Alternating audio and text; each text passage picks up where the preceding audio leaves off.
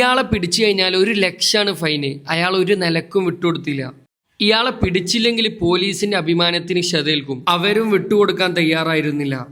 വയനാട്ടിലെ 2ാം ദിവസം അസ്ലുവിന്റെ വീട്ടിലിരുന്നു. അസ്ലുവിന്റെ അമ്മ നല്ല നെയ്പ്പത്തലും ബീട്രൂട്ട് ചപ്പാത്തി ഒക്കെ ഉണ്ടാക്കിയിരുന്നു. വയനാട് സ്പെഷ്യൽ ആട്ടോ, നല്ല ടേസ്റ്റ് ഉണ്ടായിരുന്നു. ഈ വയനാട്ടുകാരെ ഓരോ വെറൈറ്റി കൊടുത്താണ് കത്തിക്കും. മാഷാ അല്ലാ. അതാണ് അസ്ലുവിന്റെ വീട്ടിലത്തെ പൂച്ച. നല്ല അതബുള്ള പൂച്ച കേട്ടോ, പറഞ്ഞതൊക്കെ കേൾക്കും. അങ്ങനെ ഡാമിൽ വെള്ളം കുടിക്കണമെന്ന് പറഞ്ഞിട്ടപ്പോ ഞങ്ങൾ ഡാമിന്റെ അടുത്ത് പോയി. ഇവിടുന്നാണ് പോത്ത് നീന്തുന്നത് ആദ്യമായിട്ട് ഞങ്ങൾ കണ്ട്. പിന്നെ അവിടെ ഉണ്ടായിരുന്ന ഒരു ചങ്ങാടത്തിലൊക്കെ കയറി കളിച്ചിട്ട് അങ്ങോട്ട് പോകുമ്പോൾ ഒരു ഒച്ചിനെ കണ്ടിരുന്നു, വലിയൊരു ഒച്ച്. അത് റോഡ് ക്രോസ് ചെയ്യുക. അങ്ങോട്ട് വരുമ്പോൾ ആൾ അതേ സ്ഥലത്ത് എത്തിയിട്ടുള്ളൂ. പിന്നെ അസ്ലുവിന്റെ അമ്മാന്റെ ഒക്കെ ഉച്ചഭക്ഷണം റെഡി ആയിരുന്നു. പിന്നെ ഫായിസിന്റെ ഒക്കെ നല്ല നെറിയുള്ള കൽത്തപ്പ് ഉണ്ടായിരുന്നു. പിന്നെ ഡാമിന്റെ ഷട്ടർ തുറന്നപ്പോ അത് കാണാൻ പോയിട്ടോ. ഇവിടുത്തെ ഡാമിൽ നിറയെ മീനുണ്ട്. ഷട്ടർ തുറന്ന അങ്ങനെ ചാടും. ഈ ആളുകളൊക്കെ വാട്ടം പിടിച്ചിരിക്കണ അഥവാ പോലീസാണ് പോയി കഴിഞ്ഞാൽ എടുത്ത് ചാടിയിട്ട് മീൻ എടുത്തോണ്ടിരാന്. ഇടത്തെ ഭാഗത്ത് കൊടയും പിടിച്ചിരിക്കണൊക്കെ ഏതാ മുതലേറെ ഒരു ചാൻസ് ഇട്ടാൻ കാത്തിക്കണം എടുത്ത് ചാടാന്. അങ്ങനെ ആളുകളൊക്കെ ഇങ്ങനെ കൂടിക്കുന്ന സമയത്ത് ഒരാള് വേലിയെടുത്ത് ചാടി നേരെ അപ്പുറത്ത് പോയിട്ടോ. അയാള് 3 മീനെടുത്ത് ഏതോ കാട്ടിൽ പൂത്തിയിട്ട് പോലീസ് വളയുണ്ട് എന്ന് കണ്ടപ്പോ തലയിൽ മുണ്ടും കെട്ടി മുഖമൊക്കെ മറച്ചിട്ട് ഓടി രക്ഷപ്പെട്ടു കേട്ടോ. പോലീസുകാരും വിട്ടുകൊടുക്കാൻ റെഡിയല്ലേന്ന്. ഒരു ജീപ്പും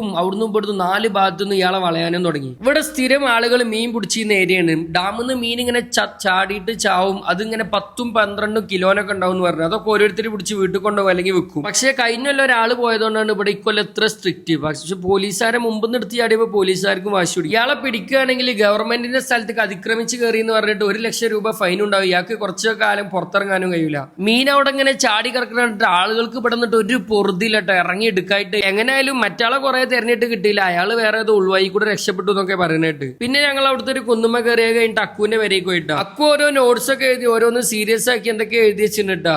ഓരോന്ന് എടുത്ത് വായിച്ചു നോക്കുമ്പോഴല്ലേ രാവിലെ ചായ കുടിക്കണം, ഉച്ചക്ക് ചോറ് കഴിക്കണം, വേറെ ഒന്നുമില്ല. അപ്പൊ അടുത്തൊരു വീഡിയോയിൽ കാണാം. അതുവരേക്കും അസ്സലാമ.